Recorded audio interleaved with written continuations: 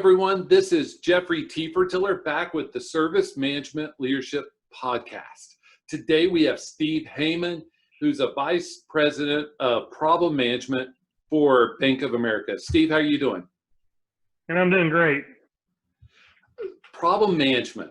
And I say that it's not like problem child. It's not dealing with today's problems. Problem management, for those that don't know, in the IT or IT service management world, is trying to find the root cause of why is all this stuff breaking? Why are we having all these issues, these outages in this area or that area? It could be vendor related, it could be a software, it could be whatever. It could be hardware, and could even be a person. hey, Dave, I think the problem's you, but we probably don't have very many of those. So in your words, what is problem management? Problem management really is, determining why it happened and making sure it never happens again. You talk about the human error aspect, which is interesting because I've been telling people this for years. It's usually not the human's fault. We've put the human in a bad position, whether it's a bad procedure or they're also the same person that's doing installations all night long after working all day long and they were just tired and were put in a bad situation. So it's rarely that the human just did something wrong, but it does happen on occasion. But yeah, we want to make sure, and I spent a lot of time for years in the incident space. So, incident, we just want to get out of the impact as quickly as possible, resolve it. Problem management takes more time because we want to know why that situation happened, but then there's often times where it's not even that root cause that caused all the pain. It was the triage and the recovery and why it took so long. So we look at everything. There's no rock that we don't turn over trying to find out, can we make it better? Can we prevent this from happening in the future? If I put my ITIL nerd hat on, which fits very nicely because I have it, on often. Problem management also cares about, hey, how do we stop this from happening again? Or even if we can't stop it, how do we minimize the impact of this happening again, right? Yeah, we want to have workarounds in place, or, every now and then you do find a problem that's in your organization where you're unable to determine the root cause. So then you try to find out, well, is there some kind of debugging that we need to put in, something that helps us get to root cause for when it happens again. So it's not just resolving the issue, it's sometimes trying to help get to root cause if you're not able to at that time. Right, and it's so complex. So you've been in the incident, problem, change world for a long time. Which one's your favorite and why? Well, I'm a little bit crazy, but I do love the triage aspect of working a major incident. I mean, there's something about the adrenaline of being, in a group of people trying to get this thing resolved as quickly as possible. But incident and problem are my favorites. It's not to say that I don't enjoy change management. I do. In fact, you can't be in one of these processes and not have been touching one of the others.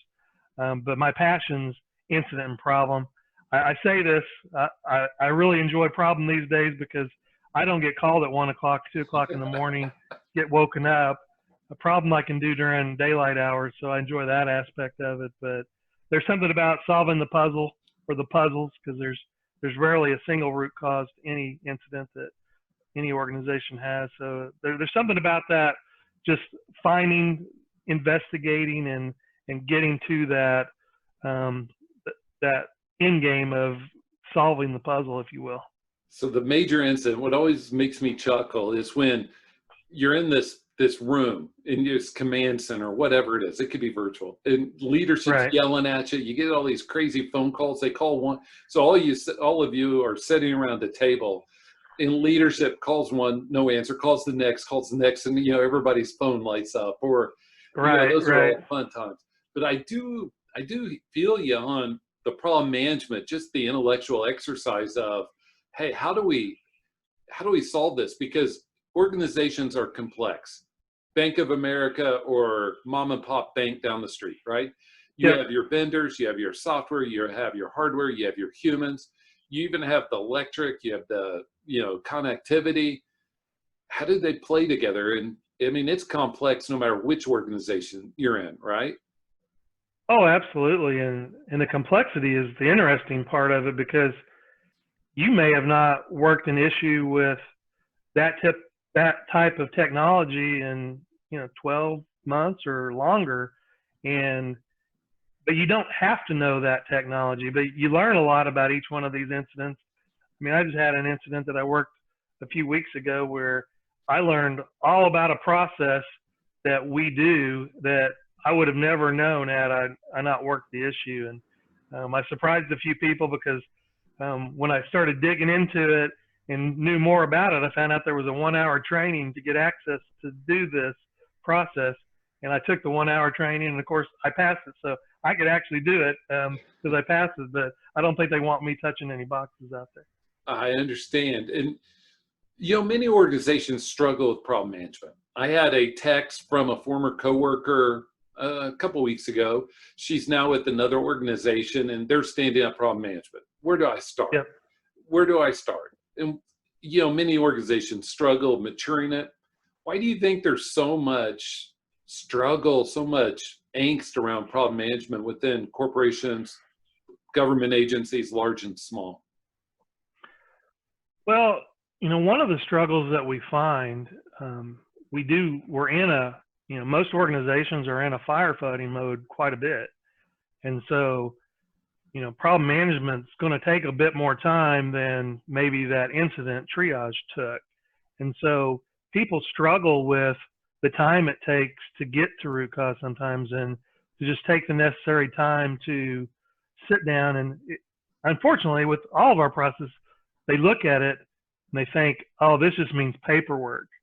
But really, they're not finding the value of it's more than paperwork. It's making sure that, we prevent this from happening again. But I think some of the struggle is getting that resource who's probably working the incident triage. They may have another outage since then, and they're ready to move on. They don't want to talk about that issue any longer. But leadership always wants to know why and when, and sometimes it's a hurried process. But I think a lot of organizations struggle because they're in that firefighting mode and they don't know how to get out of it. But the awesome thing is when you start putting some proactive measures in place, your health of your organization and you don't find that yourself on as many incident calls because the problem management process is working. So it's finding a commitment at the beginning to commit to the process. And I've been blessed because I've been in organizations where leadership has bought into it, and they provide all the necessary time and facilities to make sure that it happens. And decoupling it, right? The two things I heard you say, and let me repeat them back. One is decoupling it from incident, which I 100% Yep. agree with. One of my recent organizations that I was near to, they couldn't decouple it. And so they struggled calling major incident management problem management. The other is what I heard you say is this is not an instant gratification process. This is not something that we're going to put our stamp down, slam the table, say, okay, we have this resolved in 5 hours. It may take days, weeks. Did I hear those two correctly? You did. You heard it absolutely correctly, because and not every problem's the same, just like not every incident's the same. So that's another thing that I find so passionate about this is you learn so much more because very rarely are any two problems the same. I hear you. So you've been at this for a while. You have a lot of experience. What are tips? Do you have any tips? It's always easy to make it small and say, oh, do you have any tips and tricks? But is there anything that you can suggest to those organizations that might be struggling with this?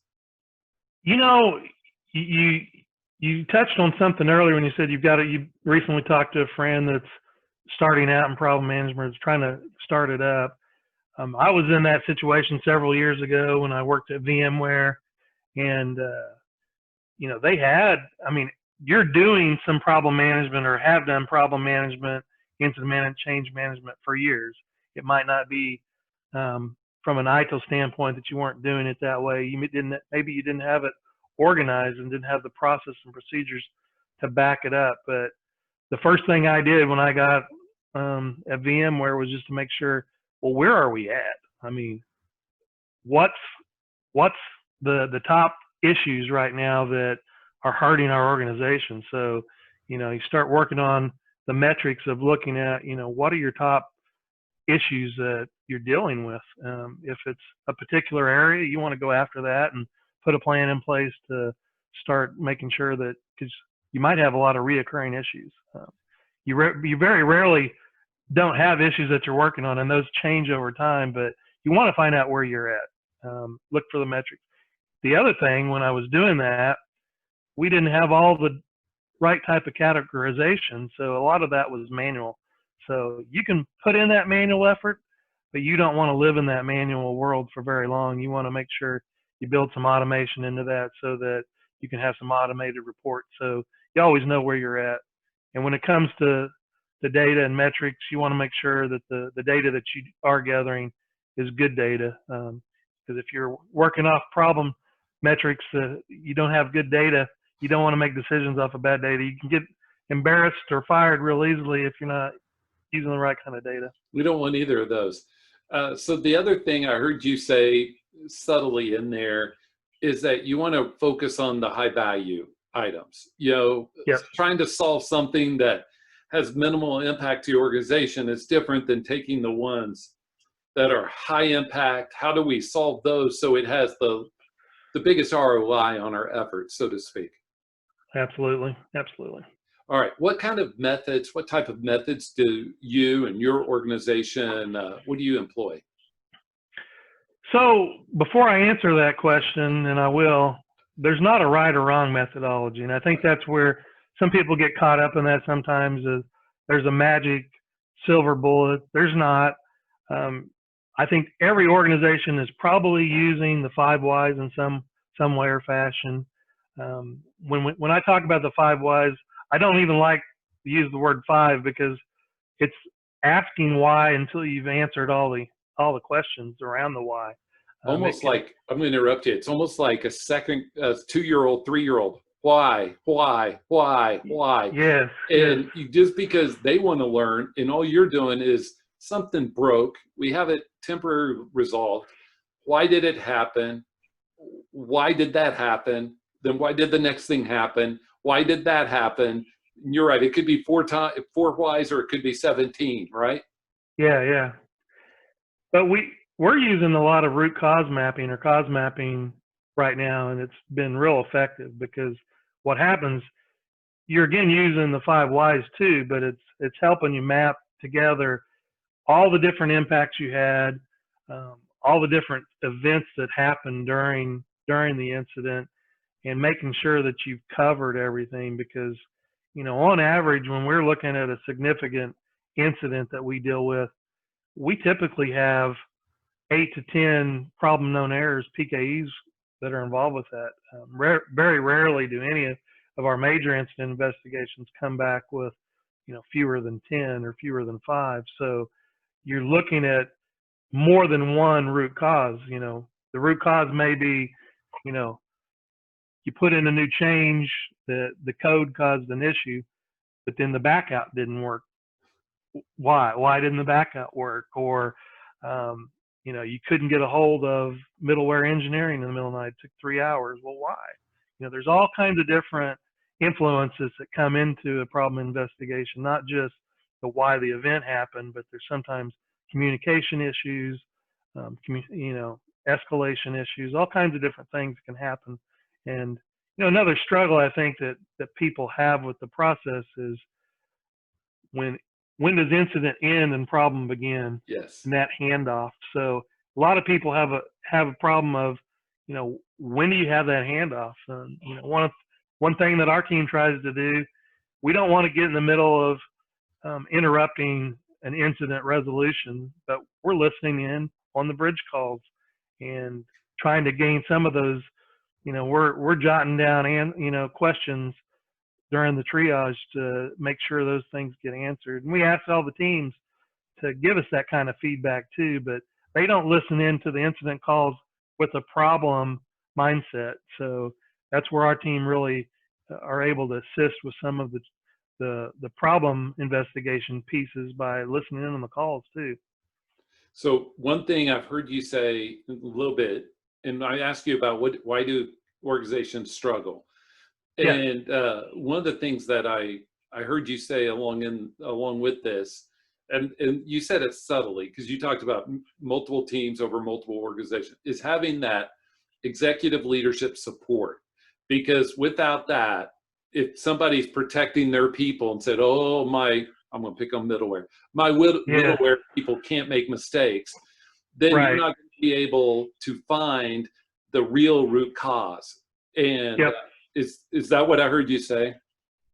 Yeah, and there's a pretty simple solution to that too. When we're doing triage, and I just picked up a new problem that we're working on this morning. But what you do is you do some individual interviews with different teams that were involved because you're going to hear different stories.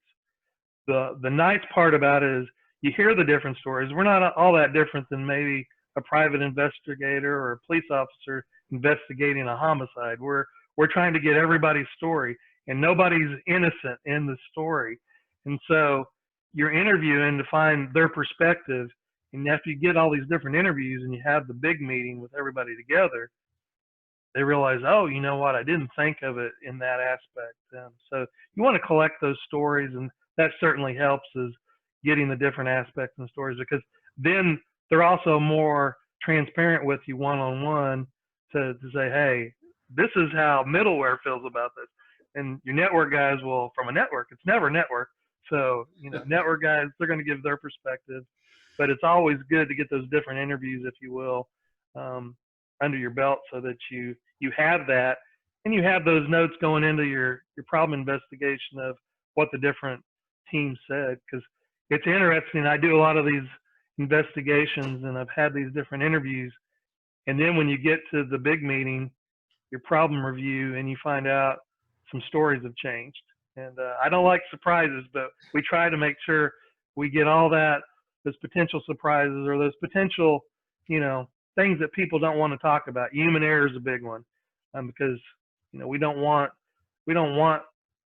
a person to get fired or disciplined as a result of an issue. So we keep the names out of it, and there's certain things that you can do during the investigation, but you want to make sure you get those stories in place and those hard issues, or if it's a change that went bad, the blame game typically happens.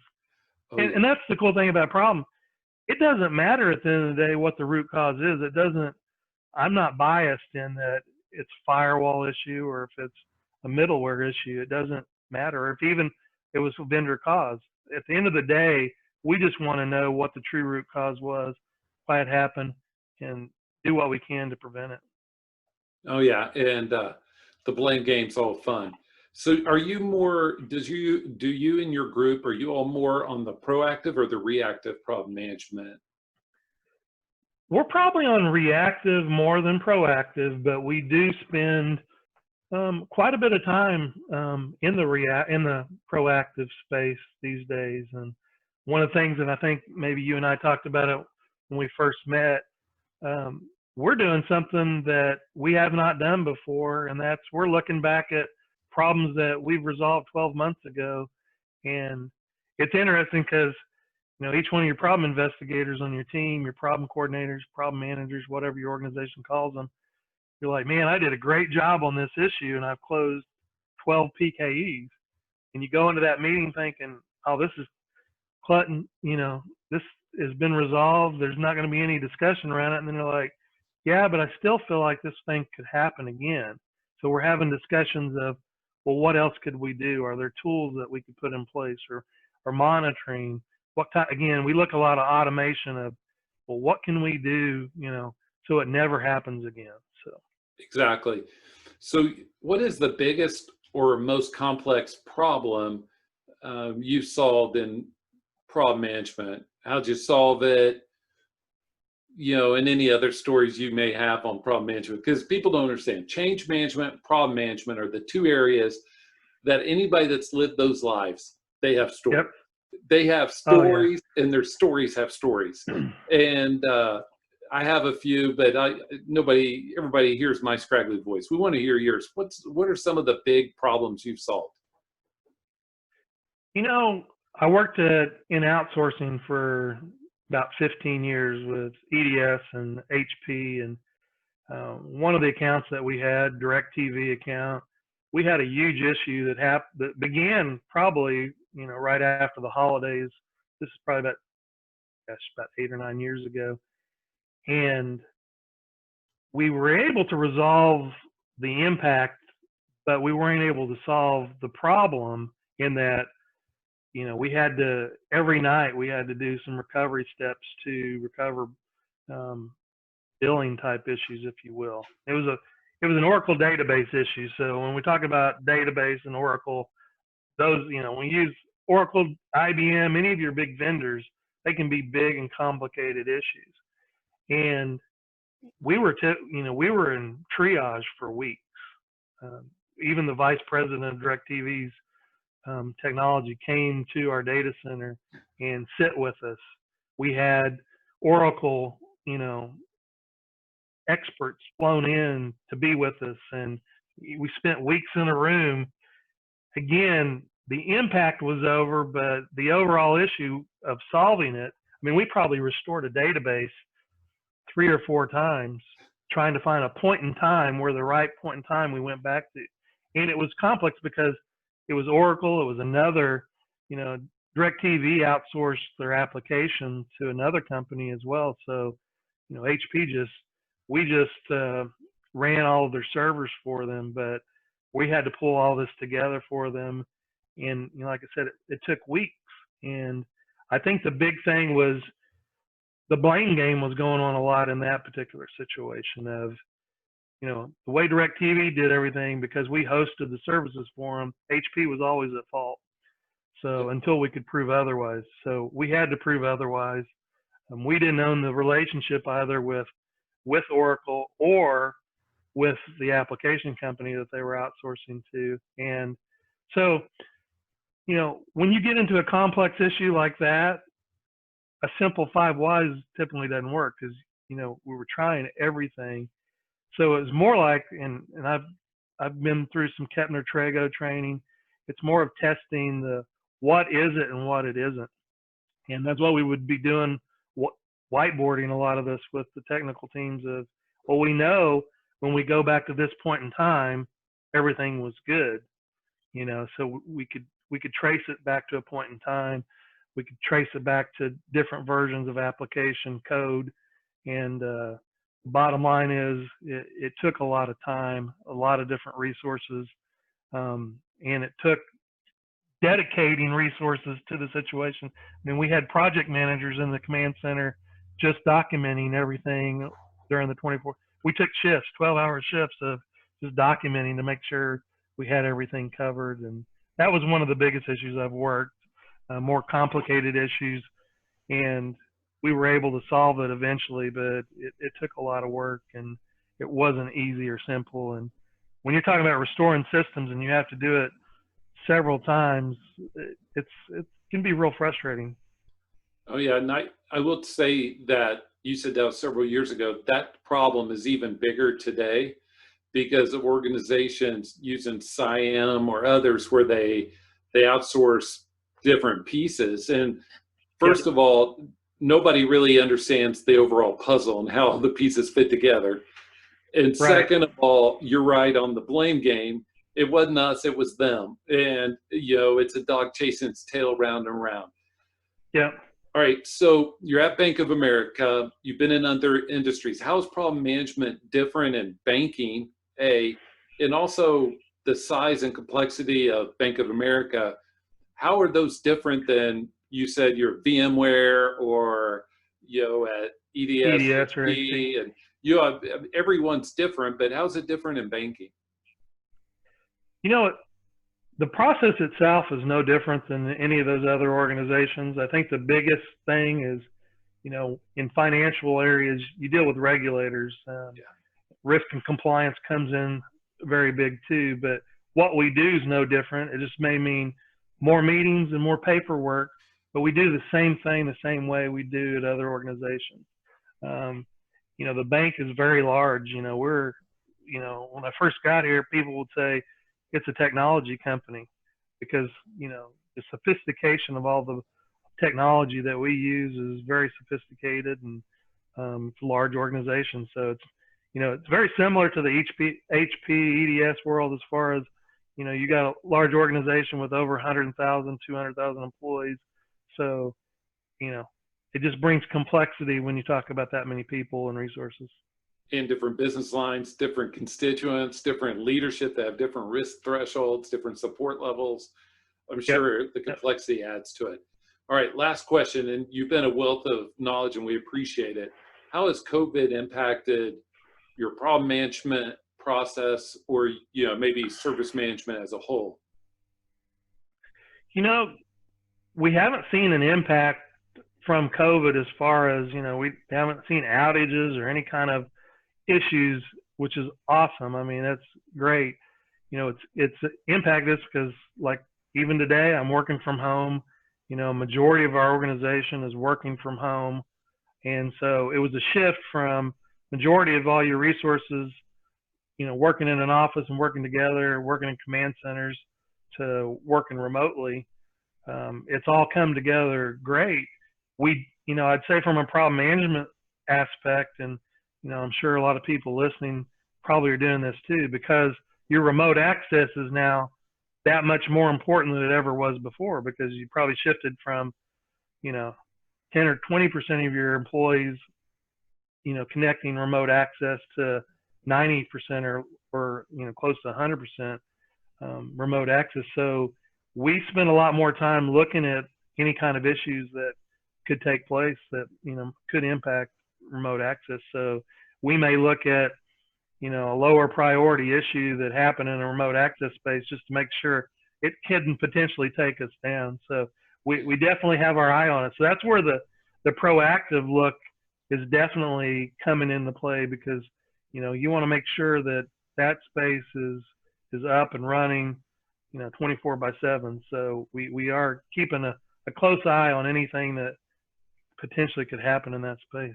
Oh yeah, and I even think I have some great stories, but I can't share them right now, of people taking down VDI because of bad changes. And Oh yeah, you have everybody remote, and you put in VDI changes at a bad time for your organization. And leadership doesn't support, hey, we don't want our guys working, or ladies working nights or weekends. Let's just put them through in the middle of the day or something, insane like that. And so I very much feel you. As we wrap up, are there any closing parting thoughts that you have for us? If you're in the problem management space right now and you're just like, man, I feel like I don't know what's, I think one of the biggest things that I'm constantly doing in our organization, our team does, is, there's always a new way to do problem management or to learn, or new methodology out there. And I would say continue to seek training. I mean, it was quite a change in the way our direction is when we decided we're going to do more root cause mapping as a team, because, initially when we were trying that new concept, when you're doing that in a problem management meeting, you want to be able to do it smoothly and effectively. So it was just a matter of, sometimes it was just practicing with other teammates of trying this root cause mapping out, to where now it's an effective tool within our organization. A year ago, before we used that tool method so often, it was cumbersome because you weren't as familiar with it, or you didn't use it in that capacity as often. I think the other thing is, don't get discouraged. If you're having problems finding a root cause, there is such a thing as root cause unknown. So if you got to go down that path, but you just want to make sure, have I done everything possible to get to that conclusion? They don't happen very often, which is the good news, but there are some situations where you just weren't able to uncover. And that's where we talked about earlier. You go after the preventive things of, well, how can we put some debugging or whatever it is back into the technology so that we can detect this, so we can determine it next time. I get you. And I really appreciate your time spending here with us on the Service Management Leadership Podcast. Steve Hayman, thank you again. And everybody have a great day. All right. Thank you very much. Appreciate your time. And we'll be right back with Jeffrey's closing thoughts. Hello, everyone. This is Jeffrey Tefertiller back with closing thoughts. We want to thank Steve Hayman for joining us, sharing from his wealth of knowledge around problem management. Problem management is an area where many organizations struggle. We at Service Management Leadership can help you in your organization as you determine your change to incident, going to root cause on problem management, and that whole cycle and maturing it. There is a positive return on an investment in raising that bar for most organizations, and we can help you. But one of the things Steve mentioned that I want to drive home to the senior leaders that are listening, your problem management, and it goes for change and incident as well, will never be successful unless it has that process or practice, whichever ITIL B3 or 4. It will never be successful unless it has executive leadership support to be able to ask those difficult questions to people without stepping on toes, without trying to get anybody in trouble. Just saying, hey, something went wrong. Let us help you find out what. And so many organizations struggle with that. And leaders, executive leaders, you need to help be the solution. And so I appreciate Steve for bringing that out, and something we very much agree with on change and on incident, problem, all of those difficult processes, practices, as you may understand from your view of things, how your experience is. So thank you for joining us, and we hope you have a great, great day. Bye.